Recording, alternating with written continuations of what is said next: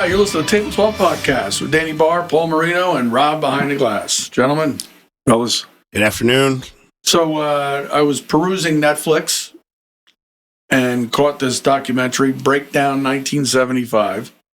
Right. So I called you. Right. And I said, watched it. You got to watch it.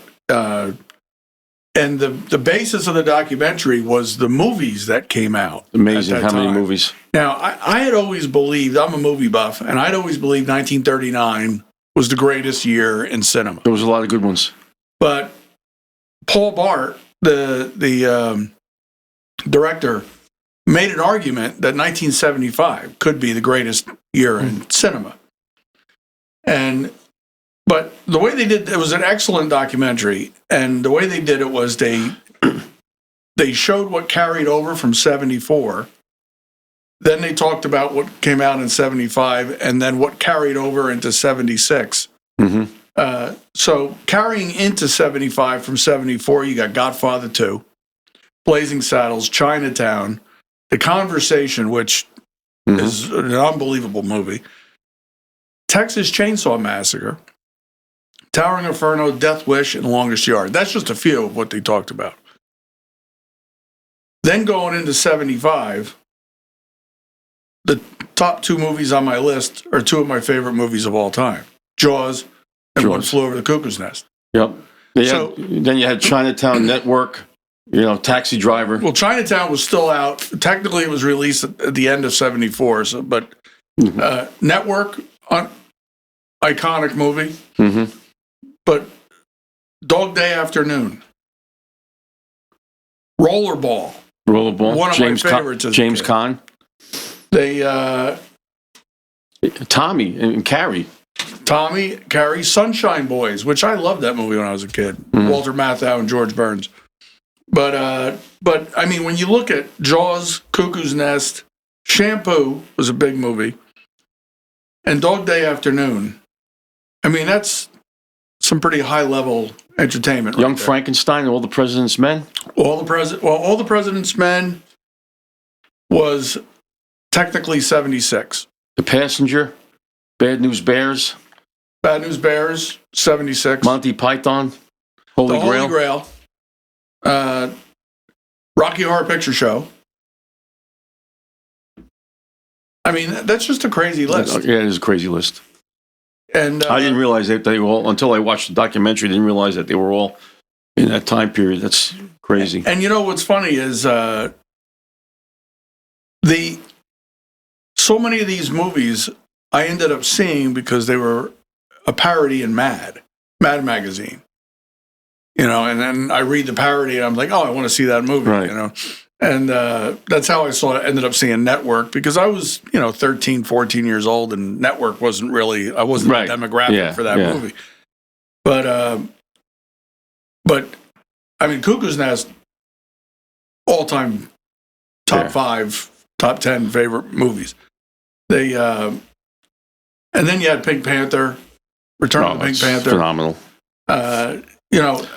Such great stuff here. But then they were showing stuff that was going on, in the different parts of the documentary. But they showed the Academy Awards when things got controversial with Sinatra and Dustin Hoffman when he made a diss doing a presentation, and then John Wayne and him went after Dustin Hoffman in the back of the stage. But Dustin Hoffman basically called the Academy Awards irrelevant. And Sinatra took that personally. Yeah. As an Academy Award winner himself. Right. He took that a bit personally. But also... Sinatra and John Wayne aren't the two people I want to see coming at me backstage. Well, they went after John Wayne quite a bit. Yeah, they did.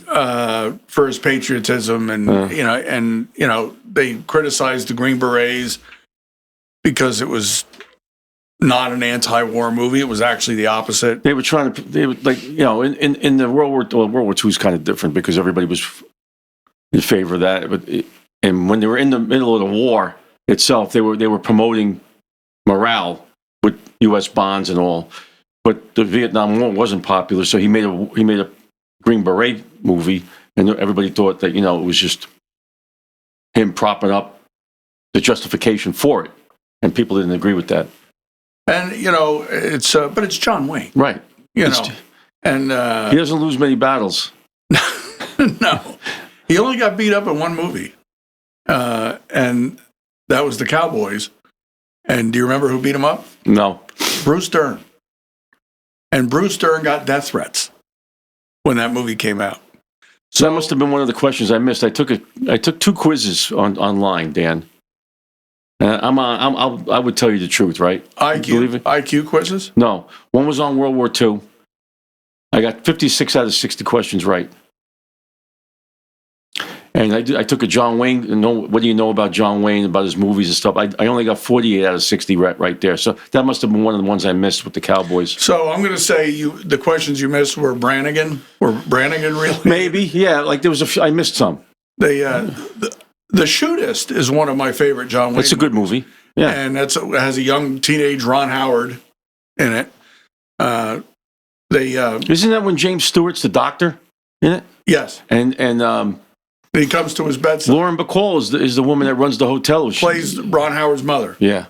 Yeah. I thought it was good. And that was his last movie. Yeah, and he knew he was dying. Right. So he went and shot up at the saloon. He knew it was his birthday. When in real life he was dying. He was dying too, yeah.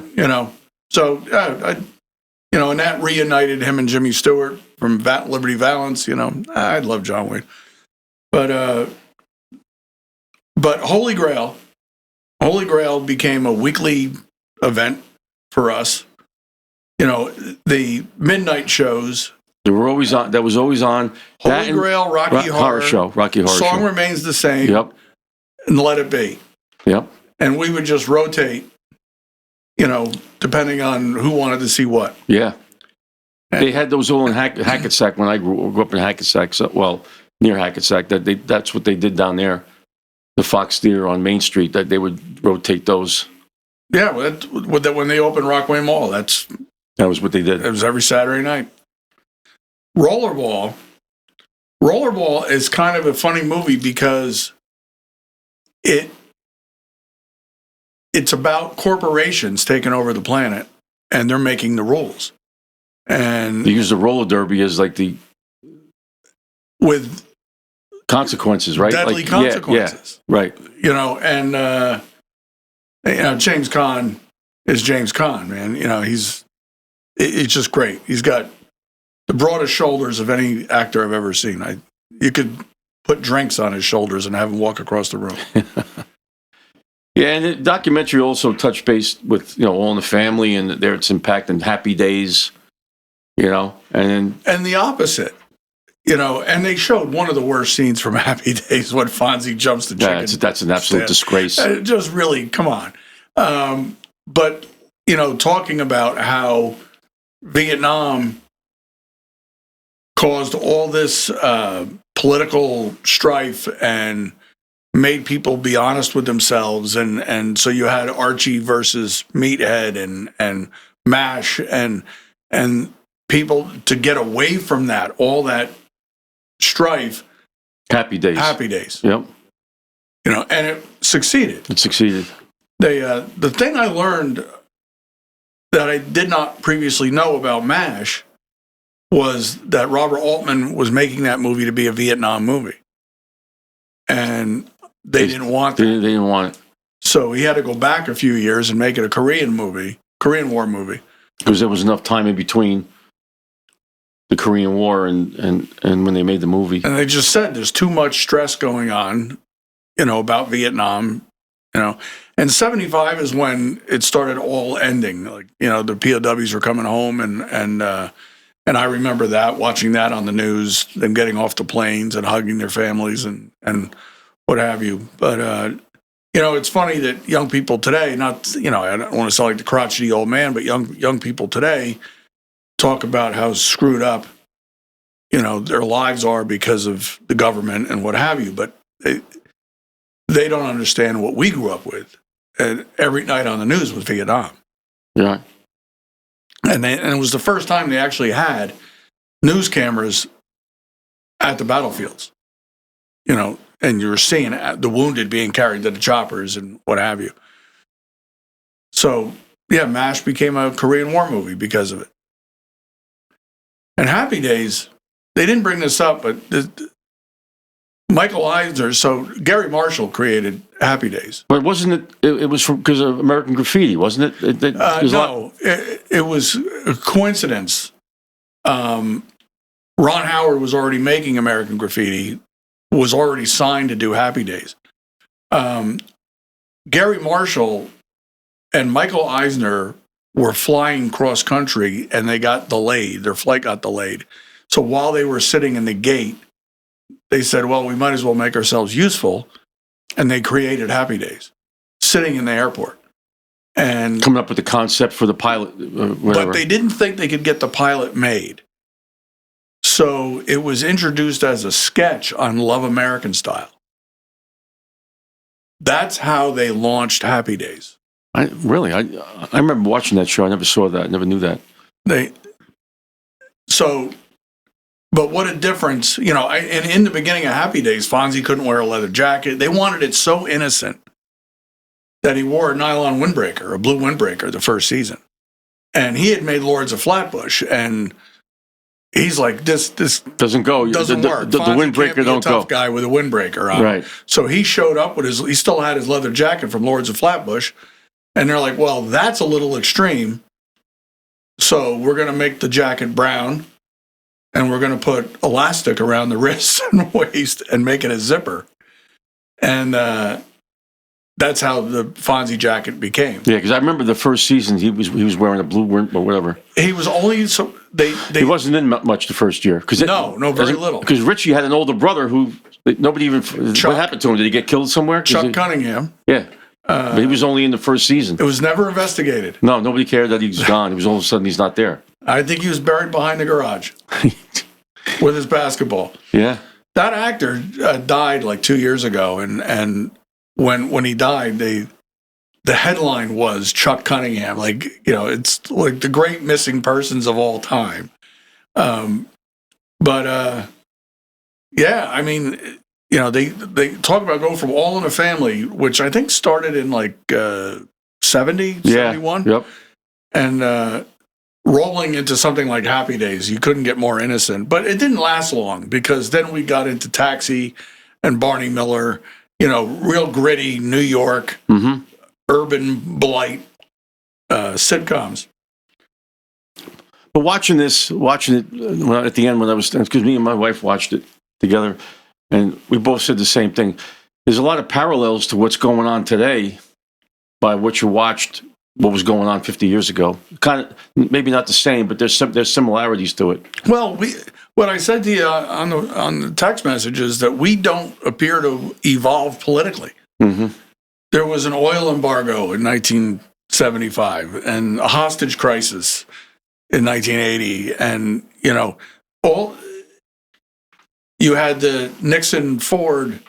Nixon was going to be impeached. Ford pardoned him. Still going on today. Mm-hmm. Crime in New York City. I think it's more. I think now it's more. I don't know. What's the word? Derisive or divisive. Divisive. Well, I mean, now they use impeachment as a weapon. Then it was a real thing. He needed to be impeached. He broke the law. And there was justification for it. And that was the first time they had talked about it since Andrew Johnson, 1868. So, who was acquitted? Nixon probably would have been acquitted. Clinton got acquitted. Trump got acquitted twice. No president's ever been convicted, right, from an impeachment. But just the going through it and Ford then pardoning him, which I've always believed, this is just my personal opinion. The reason, so you had Agnew had to resign. Ford got the gig with the pardon in mind. I've always believed that before it became public information, Nixon knew there was trouble coming down the path. And he said, I'm going to make you vice president, but you're going to pardon me when the time comes. My personal belief was always that. Maybe I'm too cynical. I don't think so, but you could be right. And that pardon cost Ford the re-election. That's the 100% cost him the election, yeah. He's the only president that was vice president and president and never elected. Yeah. He was a congressman, but never elected to those offices. You know, we had at one time a president and vice president. John D. Rockefeller was his vice president. Neither one of them were elected to be in that position. But the crime in New York City, Beam was the mayor, and they were talking about that. And now we see that same thing possibly happening in New York City. You see it. You've seen it already. 5 days in. Yep. They're singing. They're singing. It's like when you look at downtown, any Arab country, they're singing. They're doing the Muslim chants in the streets now. People are getting mad. I'm like, well. And he's already lying and got caught in a lie, because after the Maduro arrest, he said, "I was fully briefed on." No. Right, and one of the reporters, pretty sharp, said, "What security clearance do you have?" And he's like, "Well, I don't have it yet, but my team is working on it." Trump is not briefing him. They said, "Well, how can you be briefed when you don't have the security clearance?" Well, it's in the process. Well, now, okay, so were you briefed? No, he wasn't briefed. You know, they so the similarities in that. But I want to ask you, because I remember this as a kid. EST. There's a documentary, spent some time on that. That was that motivational speaker who was yelling at the audience and telling them that they're their own problems, they cause their own problems. And the girl gets up there and she says, "Well, I've been in an orphanage twice." And he looks at her and goes, "And whose fault is that?" Yeah. But do you remember that? No. EST? They called it EST, and it was some kind of meditation and taking accountability for yourself. But this guy was a lunatic that did it. But it was, I think it was bigger in California than it was. Yeah, I don't remember here. that. I don't recall. But the documentary spent some time on that. And one of the things I liked about it was they talked about the importance of Richard Pryor. I thought it was great, Richard Pryor. The Richard Pryor part. Yeah, I love that, because I think young people today, don't fully know who he was. No. You know, and they need to. They need to be reminded of who Richard Pryor was and how important he was. I thought it was well done. I did. And then they closed with disco. Yeah. Which I still never got. But carrying over to 76, you had the election of Carter, which we just touched on with Ford, the bicentennial. So we have a centennial coming up this year. Karen Ann Quinlan happened at that time. Yep. And Legionnaire's disease was massive news. People were terrified of getting Legionnaire's disease. But did that originate in the desert somewhere? I thought it was Philadelphia. Oh. I thought the first. But why'd they call it Legionnaires? Because the Legionnaires were. It started with, the group, the Legionnaires. Yeah.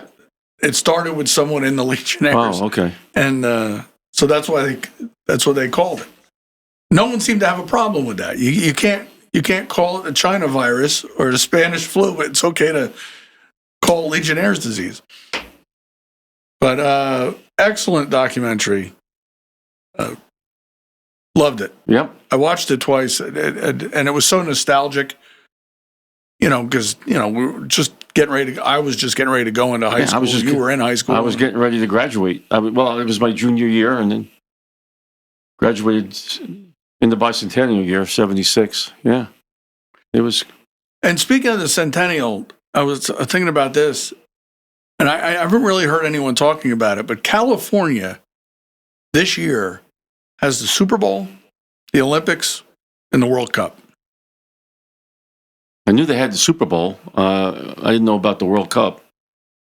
The World Cup is all over, But the finals are there. You're saying, and they got the Summer Olympics, and they have the Summer Olympics. All that revenue coming into the worst managed state, fiscally managed state in the country. Yeah, I won't be going. I'm going on a limb here. I'm not going. I'm not attending myself. But if it was in Newton, I still probably wouldn't go. So I don't know if, The traffic would be unbearable. So But that's what I have on the documentary. Well, I guess that's it for this segment. We'll see. Highly Breakdown 1975. Highly recommend it if you're our age. See you again.